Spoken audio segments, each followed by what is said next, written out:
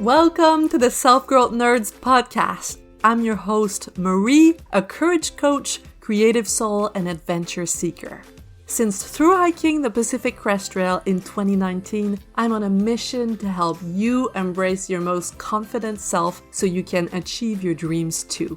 If you're eager for deep conversations, big questions, and meaningful connections, join me on the quest to discovering how we can create a more magical and memorable life. Hello, nerds! How are you? I'm good. This week, again, we have a treasure from the past, another pep talk that I had shared with my clients last year that I'm sure is going to warm your heart.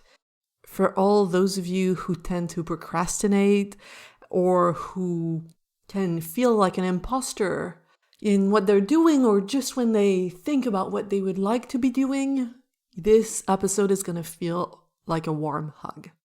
So before I give it up to Marie from the past, I want to read a quote about imposter syndrome that I really love. It's from the book The Practice by Seth Godin. I wholeheartedly recommend this book. It's really short and it's a Bible for creatives. This book is about the practice of basically taking all of your clothes off, metaphorically, and showing your most vulnerable creative self to the world, and how that can be beneficial and how that can make the world a better place and how that can liberate you. So that's the book The Practice by Seth Godin, and the quote is, "Yes, you're an imposter. But you're an imposter acting in service of generosity, seeking to make things better. When we embrace imposter syndrome instead of working to make it disappear, we choose the productive way forward. The imposter is proof that we're innovating, leading, and creating." I love that. Yes, because if you feel like an imposter, it just means you're doing something new and you're brave and bold enough to do so. We need brave and bold people to make progress and to contribute to the evolution of the world. All right, so here comes your pep talk, and I'm going to see you at the other end. Dear brave and bold soul, today, I want to address the feelings of heaviness that sometimes take hold of our hearts and make it really hard to get things done, even though we've scheduled them on the calendar, even though we've done everything to be able to do them, something's not working. When you're procrastinating a lot and you cannot get yourself to do what you want to do, the first thing to remember is to not beat yourself up. It's okay. Forget for a moment about what you're supposed to be doing and take this as a wonderful opportunity to understand yourself better. Understand your mind, your heart. There's so much power in understanding. Did you ever realize that the word understand means to stand under something, to look at a problem or a situation from a different perspective? Once you do that and get a better, clearer grip of what is truly going on inside of you, your inner being will feel seen and heard. And chances are what you wanted to get done will get done faster because you've gotten rid of the resistance and feel so much lighter. Step one, sometimes it's just to accept that it's not working and let go. Stop forcing yourself. Maybe you need to distract your mind a little bit by taking a quick nap, going in the shower, listening to a podcast, reading the chapter of a book. And when you're ready, step 2 is to do a thought download. You grab a journal or a piece of paper and a pen, and you want to write everything down that crosses your mind. Search your mind until you put your finger on the thought around which you feel your energy draining. pay attention. You will feel it like a grain of sand in the cogs of your mind. Right. Figure out what's the thought behind the thought behind the thought. Ask questions like, why does this bother me? What am I afraid of? So what? What happens if X, Y, and Z? Dig and dig and dig until you can say, yes, that's what it is. It's this thought that's causing all the heaviness. Some of you might say, yes, I know. I have this fear of rejection or abandonment that I've learned about in therapy. But knowing about our patterns and our biggest fears is one thing. And gaining awareness of all the little ways it shows up in our day-to-day life is something else. Once you've put your finger on the thought that's causing the heaviness, just give yourself the gift of acknowledgement. You're telling your inner being, it's okay, I see you, it's going to be okay. We don't have to find a solution right away. We do this because one way to improve your relationship with yourself is to trust yourself. And increasing self-trust is directly related with decreasing self-deception.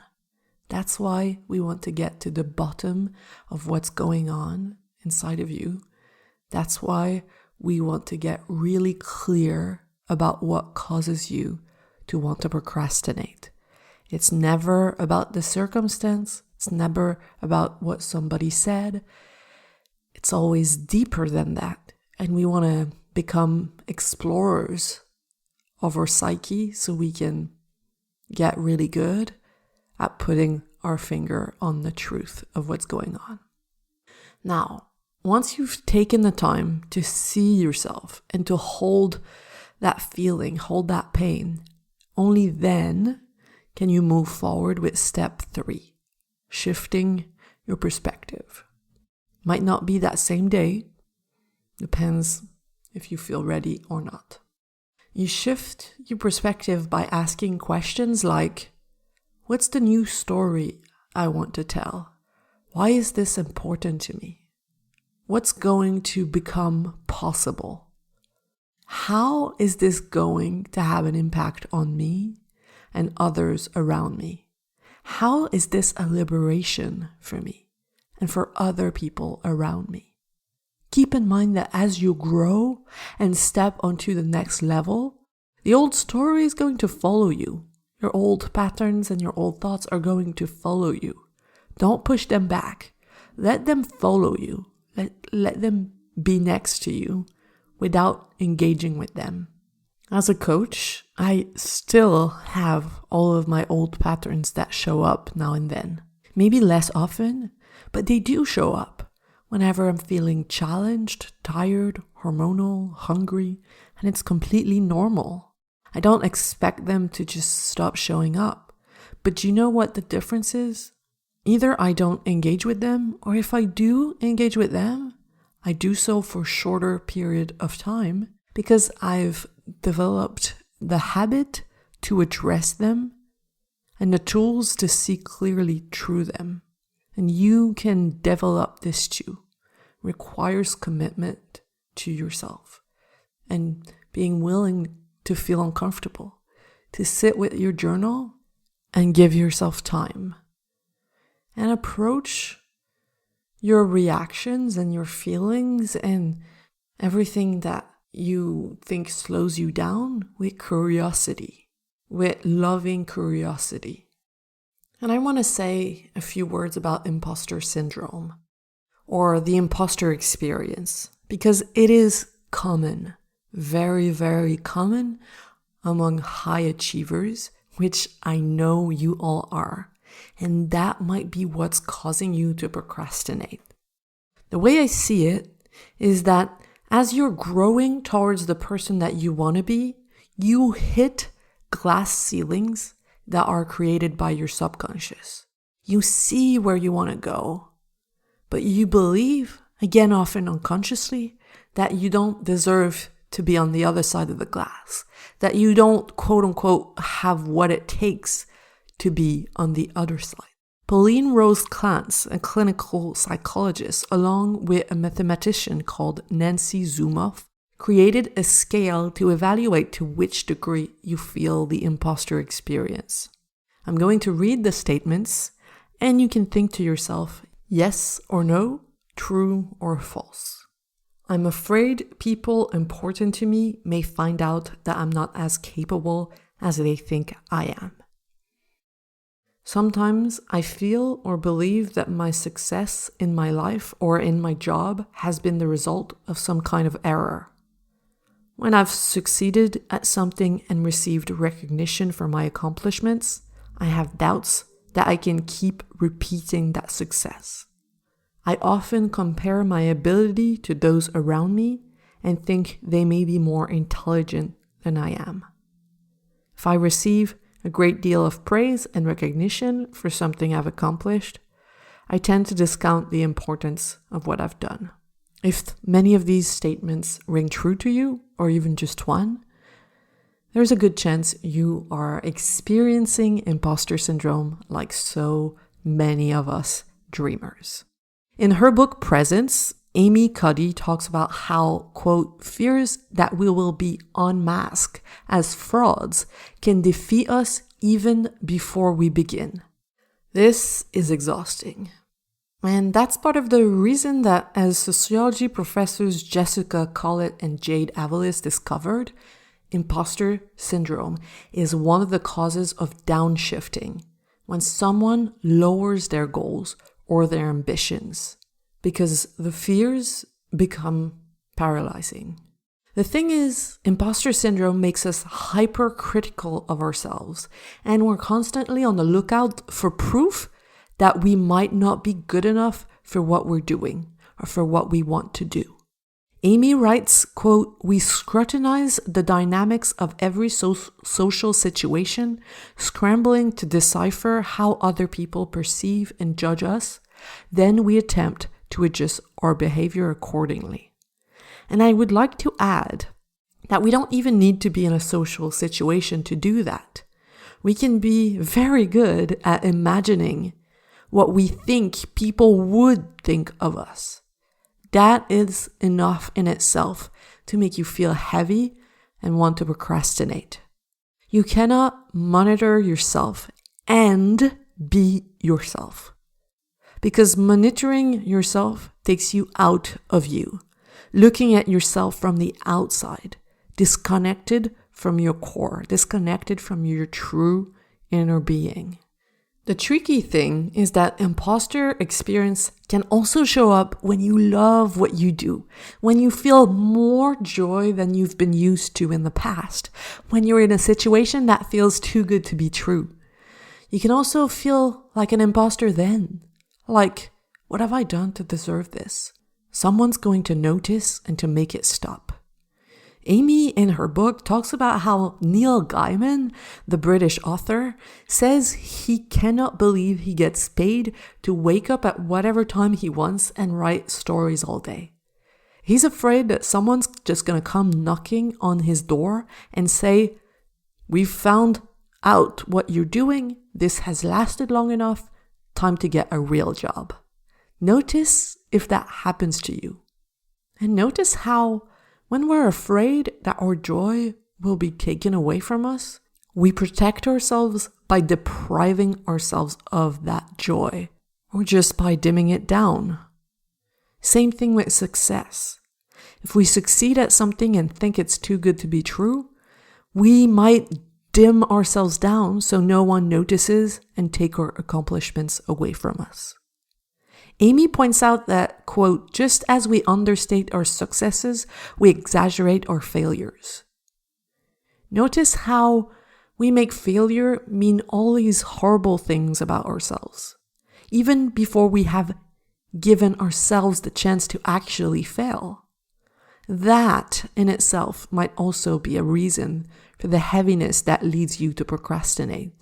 You might not feel safe taking action because of the conclusions you're going to make about yourself if it doesn't go well. The thing is, there's no magical solution for imposter syndrome, except gaining awareness of how it shows up in your life. And knowing that this happens to all of us, and that it's just another way our brain has found to protect us from potential pain. But remember, we can feel all the feelings, and we can choose better conclusions. I want to invite you to allow all the goodness that is coming your way every day. And I also want to give you the permission to imagine the person you want to become and all the wonderful things you want to experience and accomplish. You deserve all that joy. You deserve all the love, the kindness, the compliments, the accolades, the generosity, the opportunities that surround you already and will keep coming your way. Trust that there is a reason for all of this to happen to you. I know you might not feel ready, but you must trust that it wouldn't come your way if you were not. So be brave and bold enough to let yourself receive all the greatness. Fill yourself up with love so you can, in return, fill others up with love. I love you, and I see your wonderful, magical, capable core and everything that you already are that's just waiting to come out. Okay, I'm back. Marie from the present. I feel like Marie from the past was so calm. And I now need to be quiet so that I don't unsettle you. So I hope this was helpful. If you felt seen and you want more of that, then apply for Brave and Bold. Brave and Bold is a 6-month coaching program where you have high-touch guidance every week to keep moving consistently in the direction of your dreams. If you find it hard to make progress, then this will give you the step-by-step process and the structure to surprise yourself, to find the direction of your life and to take focused action in that direction. A direction that we're going to make sure lights you up and feels purposeful and fulfilling, okay? I want you to love your Wednesdays as much as you love your weekends. So that's what we work on in Brave and Bold. And there's also the group there that you get to spend time with every week, and everyone's super invested into each other's success. They are there to support you, to help you believe in yourself, and to celebrate when you surprise yourself when you achieve your goals. If this makes your heart tingles, is that a word? Tingle? If it makes your heart feel warm and fuzzy, then apply. There's no obligation when you apply. It takes 2 minutes. It's at selfgrowthnerds.com/brave and bold.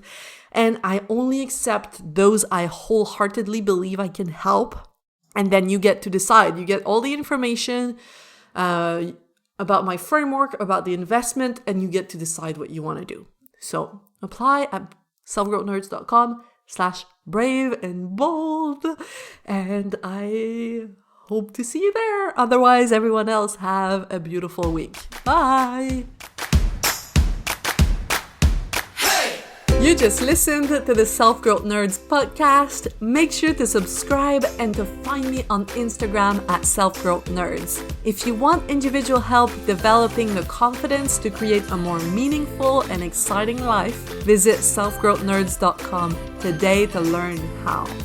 Finally, I want to thank my friend Etienne Galano for editing this, and I want to thank you, kind-hearted souls, for growing into your truest, most courageous selves every day and making this world a better, more beautiful place. My name is Marie, and I will talk to you next week.